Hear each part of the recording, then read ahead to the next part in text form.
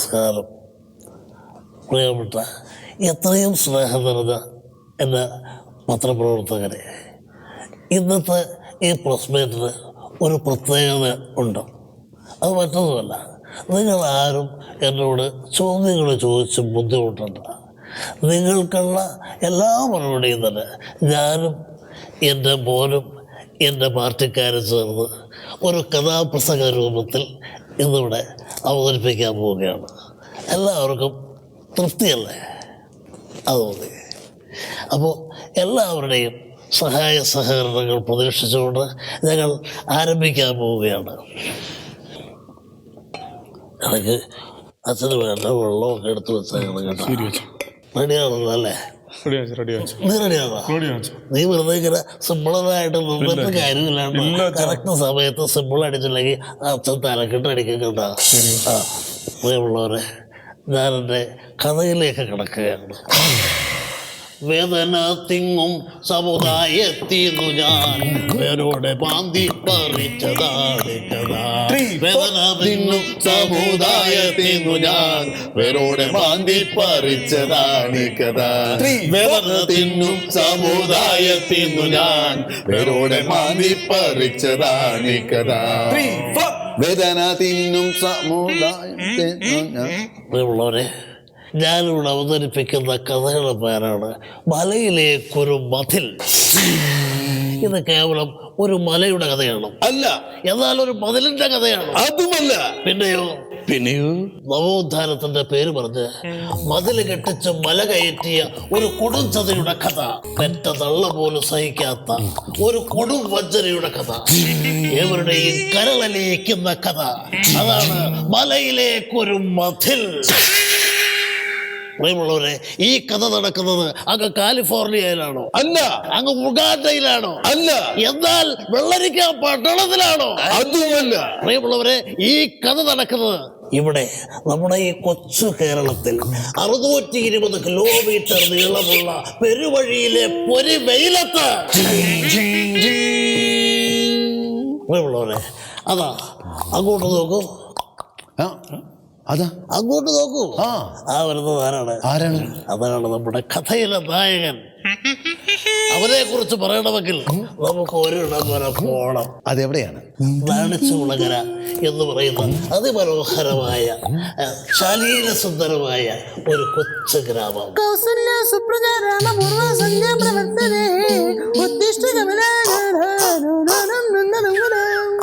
ആ ഗ്രാമത്തിൽ ഇഴതോർന്ന തോർത്തിൽ പരൽമീനുകളെ പിടിച്ചു അനാറക്കരനോട് കിന്നാരം പറഞ്ഞും ഒരു ബാലൻ അങ്ങനെ പാറി നടക്കുകയാണ്. വ്യത്യസ്തനാമൊരു ഈ കൊച്ചു ബാലനെ സത്യത്തിലാരും തിരിച്ചറിഞ്ഞില്ല. വ്യത്യസ്തനായൊരു ഈ കൊച്ചു ബാലനെ സത്യത്തിലാരും തിരിച്ചറിഞ്ഞില്ല. പ്രിയമുള്ളവരെ, ഒരു ദിവസം ഈ ബാലൻ ഒരു പട്ടം പുറത്താണ്. പട്ടം പുറത്ത് മുകളിലേക്ക് നോക്കുമ്പോൾ അത് ആ തെങ്ങിന്റെ മൂലയിൽ എന്താണത്? ഒരു കുടം. അവൻ ആ പരിസരത്തുള്ള എല്ലാ തെങ്ങിന്റെ മുകളിലേക്കും അവൻ നോക്കി. അവിടെ എല്ലാം കാണാം ഓരോ കുടം. പ്രിയമുള്ളവരെ, ഈ കുടമാണ് ആ കൊച്ചു ബാലന്റെ ജീവിതം മാറ്റിമറിച്ചത്. പ്രിയമുള്ളവരെ, ആ കൊച്ചുബാലൻ വളരുകയാണ്, വളർന്നുകൊണ്ടിരിക്കുകയാണ്. നാണിച്ചുകുളങ്ങരയിൽ നിന്ന് ചേർത്തലയിലേക്ക്, ചേർത്തലയിൽ നിന്ന് ആലപ്പുഴയിലേക്ക്, ആലപ്പുഴയിൽ നിന്ന് കേരളത്തിലേക്ക്, കേരളത്തിൽ നിന്ന് രാഷ്ട്രീയ ഭൂമികയിലേക്ക്, ഇന്ത്യയുടെ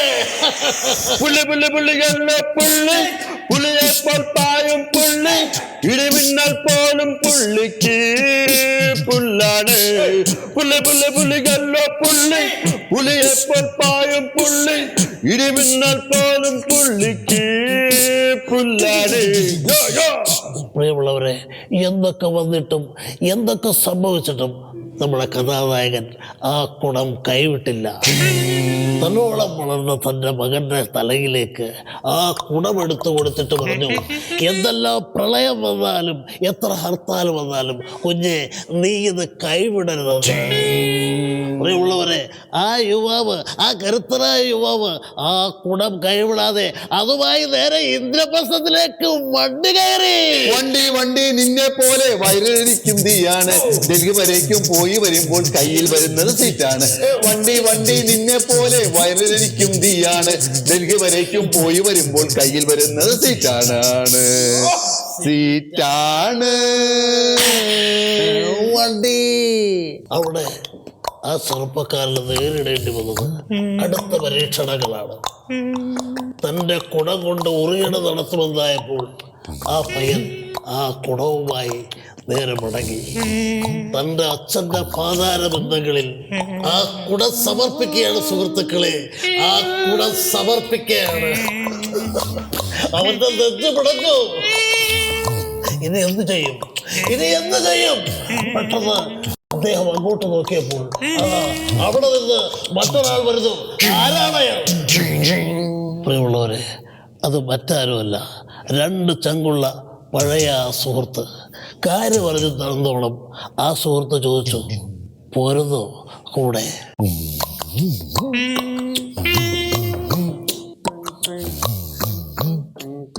എങ്ങോട്ട്? ആ സുഹൃത്ത് പറഞ്ഞു, ഒരുപാട് നീളമുള്ള ഒരു മതിലിൻ്റെ പണിയാണ്, നല്ല ലാഭം കിട്ടും, മാത്രമല്ല സ്ത്രീജനങ്ങളുടെ സപ്പോർട്ട് കൂടി കിട്ടുമെന്ന് പറഞ്ഞപ്പോൾ അറിയാതെ ഞാൻ പറഞ്ഞു പോയി ഓക്കെ. അല്ല, ആ കഥാനായകൻ, നിഷ്കളങ്കനായ ആ കഥാനായകൻ പറഞ്ഞു പോയി ഓക്കെ. പ്രിയമുള്ളവരെ, സ്വന്തം മകൻ ആ കുണവുമായിട്ട് മാറി നിന്നപ്പോഴും ആ പിതാവ് ആ മതിലിനെ ചുംബിച്ച് അതോടൊപ്പം ചാരി നിൽക്കുകയായിരുന്നു. എരിയും വെയിലത്ത് റോഡിനരികില് പണിതു വെച്ചൊരു വൺമതിൽ, അതു കഴിഞ്ഞങ്ങു രാത്രിയായപ്പോൾ നടന്നു വേറൊരു വഞ്ചതി. എരിയും വെയിലത്ത് റോഡിനരികില് പണിതു വെച്ചൊരു വന്മതിൽ, അതു കഴിഞ്ഞങ്ങ് രാത്രിയായപ്പോൾ നടന്നു വേറൊരു വഞ്ചതി. പ്രിയമുള്ളവരെ, അന്ന് രാത്രി നമ്മുടെ കഥാനായകൻ ഒരു ദുസ്വപ്നം കണ്ടു. തൻ്റെ സുഹൃത്ത് ആ മതിലിലേക്ക് ഒരു ഏണി ചാരി വെച്ചിരിക്കുന്നു. ഇരുളിൻ്റെ മറവിൽ ആ ഏണിയിലൂടെ മലയിലേക്ക് 2 യുവതികളെ കയറ്റിവിടുന്നു. പെട്ടെന്ന് കഥാനായകൻ ഞെട്ടിയുണർന്നു. ഓടിച്ചെന്ന് TV ഓൺ ചെയ്തു. അത് സംഭവിച്ചിരിക്കുന്നു. ന്യൂസ് 24-ൽ ബ്രേക്കിംഗ് ന്യൂസ്. മതിലിൽ ചാരിയ ഏണിയിലൂടെ 2 യുവതികൾ മല കയറിയിരിക്കുന്നു. തന്നെ കൂട്ടിക്കൊണ്ടുപോയ തന്റെ സുഹൃത്ത് തനിക്കിട്ട് നല്ല പണി തന്നിരിക്കുന്നു.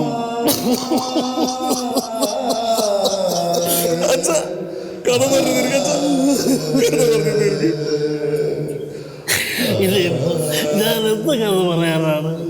ഇനി എന്തെങ്കിലും കഥ പറയാനുണ്ടെങ്കിൽ അത് ഇവരൊക്കെ തന്നെ പറയട്ടെ.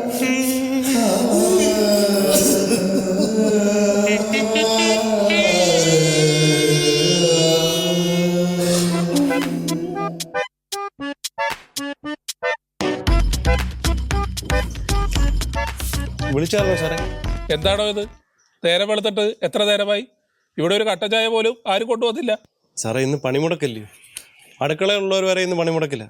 ഇനി 10-ാം തീയതി 6 മണി കഴിഞ്ഞ് വരുമെന്ന് പറഞ്ഞാൽ എല്ലാവരും പോയിരിക്കുന്നത്. സത്യം പറഞ്ഞാൽ ഇന്നൊരു ദോശ ഉണ്ടാക്കാൻ പോലും ഇവിടെ ആണില്ല. അത് ഏതായാലും നന്നായി. കേന്ദ്ര നയങ്ങൾക്കെതിരെയുള്ള ദേശീയ പണിമുടക്ക് ഇവിടുത്തെ ദോശയിൽ വരെ പ്രതിഫലിച്ചിരിക്കുന്നു. നല്ല വിശപ്പുണ്ടല്ലോ സാറേ, ഒരു രക്ഷയില്ല. കടകളൊന്നും തുറക്കുന്ന ഒരു ലക്ഷണവും ഇല്ല ഇന്ന്. അങ്ങനെ വിശപ്പിന്റെ മുൻപിൽ മുട്ടുമടക്കുന്നവരല്ല ഞാനത് നിങ്ങളൊക്കെ മനസ്സിലാക്കിയിരിക്കുന്നത് വളരെ നല്ലതാണ്. തൽക്കാലം താനൊരു കാര്യം ചെയ്യും, താൻ പോയിട്ട് ഒരു കട്ടനെടുക്ക്. അല്ല സാറേ, ഞാൻ ജീവിതത്തിൽ ഇന്ന് ഒരു അടുക്കള കയറിയിട്ടില്ല. അല്ലെങ്കിൽ ഈ അടുക്കളയിലെ സ്ത്രീ പുരുഷ സമത്വം അത്ര പ്രാബല്യത്തിൽ ഇല്ലല്ലോ. അഥവാ ഇനി എത്തിക്കഴിഞ്ഞാൽ നമുക്കിനി അടുക്കളയിൽ ഇറങ്ങാൻ നേരം കാണും. അങ്ങനെയാണെങ്കിൽ നമുക്ക് ചായ എന്ന ആശയവും തൽക്കാലം മറക്കാം. താനൊരു കാര്യം ചെയ്യും, അവിടെ ചെന്നിട്ട് ആ പൊടി പിടിച്ചിരിക്കുന്ന ഫയലുകളൊക്കെ കിടക്ക്. എന്തെങ്കിലുമൊക്കെ ചെയ്തുകൊണ്ടിരുന്നാൽ പിന്നെ വിശപ്പറിയില്ല. അല്ല സാർ, ശരിക്കും നമ്മളുണ്ടാക്കിയ പണിമുടക്കല്ലേ ഇത്? അപ്പോൾ സാറ് പണിമുടക്കുന്നില്ലേ? ഈ പണിമുടക്കിൽ നമ്മളത്ര വലിയ ആക്റ്റീവ് ആകേണ്ട കാര്യമൊന്നുമില്ല. കാരണം ഇത് കേന്ദ്രത്തിലെ എല്ലാ പ്രതിപക്ഷങ്ങളും ചേർന്ന് നടത്തുന്ന ഒരു ഹർത്താലാണ്. അതുകൊണ്ട് തന്നെ നമ്മുടെ നിലപാടുകൾക്ക് വലിയ പ്രസക്തി ഉണ്ടെന്ന് തോന്നുന്നില്ല. അങ്ങനെ അങ്ങ് തീർത്ത് പറയാൻ പറ്റുമോ സാറേ? മുന്നോക്കക്കാരിലെ പിന്നോക്കക്കാർക്ക് സംവരണം വേണമെന്നുള്ള നമ്മുടെ ആശയം പ്രധാനമന്ത്രി എടുത്ത് പ്രയോഗിച്ച കണ്ടില്ലേ? ഓ, അത് വല്ലാത്തൊരു ചെയ്ത്തായിപ്പോയി. നമ്മുടെ ആശയങ്ങളെടുത്ത് അവരവിടെ ഗോളടിച്ച്. താനൊരു കാര്യം ചെയ്, അടുക്കളയിൽ കയറാതെ തൽക്കാലം ഒരു നാരങ്ങ വെള്ളം എടുക്ക്. സാറൊന്നും വിചാരിക്കരുത്, ഒരു 48 മണിക്കൂറത്തേക്ക് ഞാനും പണിമുടക്കില്ല. 48 മണിക്കൂറിന് ശേഷം നാരങ്ങ വെള്ളം ഞാൻ ഉണ്ടാക്കി തരാം സാർ. അങ്ങനെയാണെങ്കിൽ പണിമുടക്കുന്നവൻ്റെ അവകാശത്തെ ഞാൻ ചോദ്യം ചെയ്തില്ല. തൽക്കാലം താൻ ആ ഡ്രൈവറോട് വണ്ടിയെടുക്കാൻ പറ. അയ്യോ സാറേ, അയാളും പണിമുടക്കില്ല. സത്യം പറഞ്ഞാൽ ഇന്നിവിടെ പണിമുടക്കാത്ത ആട്ട് ആരും തന്നെ ഇല്ല. ഇവിടെ ഞാനുണ്ടല്ലോ. അല്ല, മറ്റുള്ളവർ പണിമുടക്കിയാൽ സാറിൻ്റെ പണി മുടങ്ങത്തില്ലേ? അങ്ങനെയാണെങ്കിൽ അതിനുള്ള പണി ഞാൻ കണ്ടിട്ടുണ്ട്.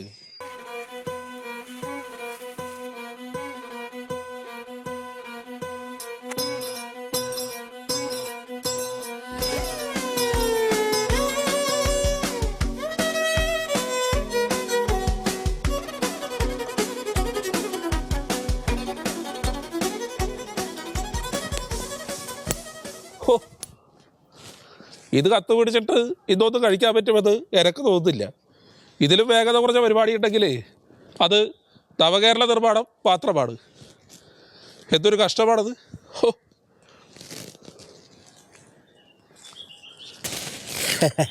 ഞാൻ സഹായിക്കണോ?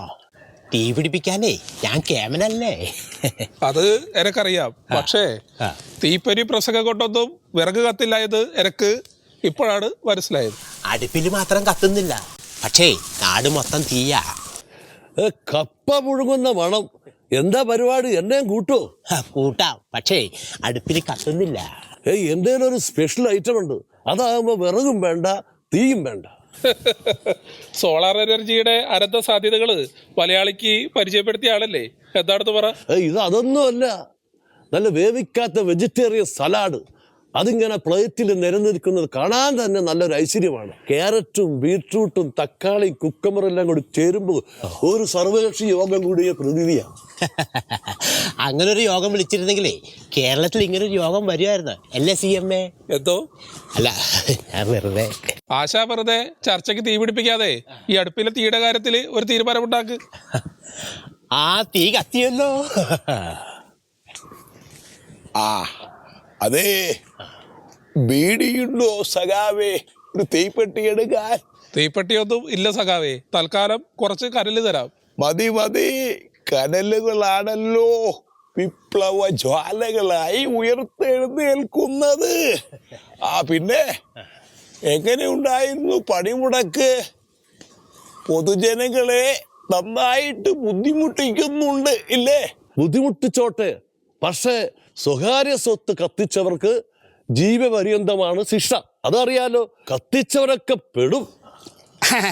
എന്താ ഉണ്ണികളെല്ലാരും കൂടി മകരത്തിലെ തണുപ്പ് മാറ്റാൻ തീ കായാണോ? ഇത് തീ കായുന്നതൊന്നുമല്ല, വിശന്നിട്ട് കപ്പ മുഴുകുകയാണ്. അല്ലെങ്കിൽ തന്നെ നാട് മുഴുവൻ നിന്ന് കത്തുകയാണല്ലോ. എൻ്റെ അച്ചുമാമ, ഇപ്പൊ സംഭവിച്ചതൊന്നും തീകത്തലല്ല, കേരളത്തിന്റെ വികസനത്തിന് വേണ്ടിയിട്ടുള്ള യാഗത്തിന്റെ അരണകടച്ചിലാണ്. ഓ, അല്ല, എന്താണ് പതിവില്ലാതെ എല്ലാവരും കൂടി ഇങ്ങോട്ട് വന്നത്? അതിലെന്ത് ചോദിക്കാനിരിക്കുന്നു? പണിമുടക്കുകാരനെ കടകൾ അടച്ചിട്ടിരിക്കല്ലേ. എന്തെങ്കിലുമൊക്കെ തിന്നാൻ കിട്ടുമെന്ന് കരുതി വന്നതാ. അത് തന്നെ കാര്യം. ഈ പണിമുടക്കിന്റെ അന്ന് പണിയെടുക്കുന്ന ഒരാളെ കാണാൻ പറ്റിയല്ലോ. വിഭവസമൃദ്ധമായ സദ്യയൊന്നും ഞാൻ ആർക്കും വാക്ക് തരുന്നില്ല. ഉള്ളത് കൊണ്ട് ഉള്ളതുപോലെ എല്ലാവർക്കും കൂടി കഴിക്കാം. എനിക്ക് അങ്ങനെ ഒരു നിർബന്ധമില്ല. ഭക്ഷണം നല്ല ചൂടായിരിക്കണം എന്നുള്ള ഒരൊറ്റ നിർബന്ധമേ ഉള്ളൂ. എനിക്ക് നല്ല ഉപ്പും പുളിയും വേണം. എനിക്ക് എരിവാ ഇഷ്ടം. എല്ലാവരുടെയും ഇഷ്ടം പോലെയൊന്നും ഇവിടെ കാര്യങ്ങൾ നടക്കില്ല. ഇവിടെ കാര്യങ്ങൾ നടക്കുന്നത് ഞാൻ തീരുമാനിക്കുന്നത് പോലെയാണ്. ഭക്ഷണം പോലെ തന്നെ വരണം.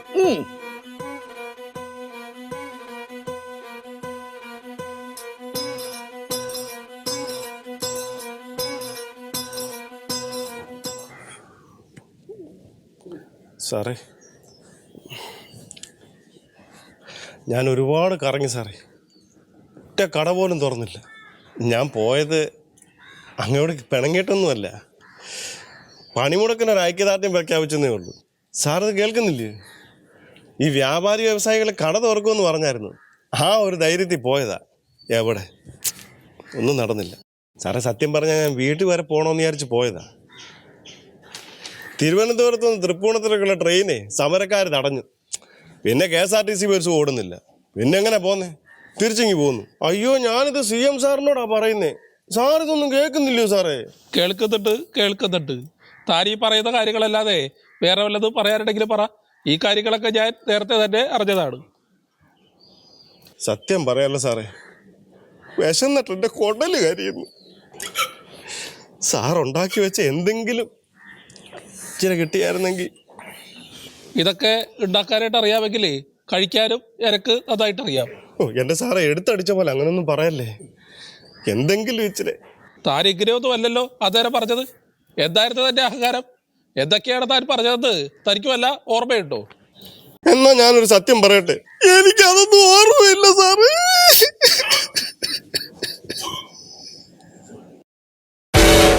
കഥാപ്രസംഗവും കഥകളിയും ചാക്യാർകൂത്തും ഒക്കെ കണ്ടിട്ടുണ്ട്. അതിലും വലിയ കലാപരിപാടികളാണല്ലോ ഇവിടെ നടന്നുകൊണ്ടിരിക്കുന്നത്. ക്ഷമ കെട്ട് നാട്ടുകാരെന്നാണാവോ പുതിയൊരു കലാപരിപാടിയുമായി ഇറങ്ങുന്നത്. പിന്നെ പൂരപ്പറമ്പായിരിക്കും.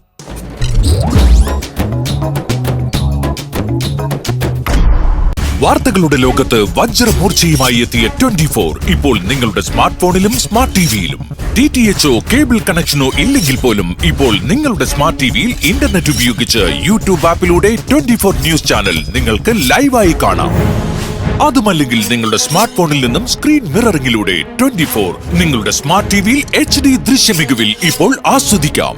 24 നിലപാടുകളിൽ സത്യസന്ധത. This is 24.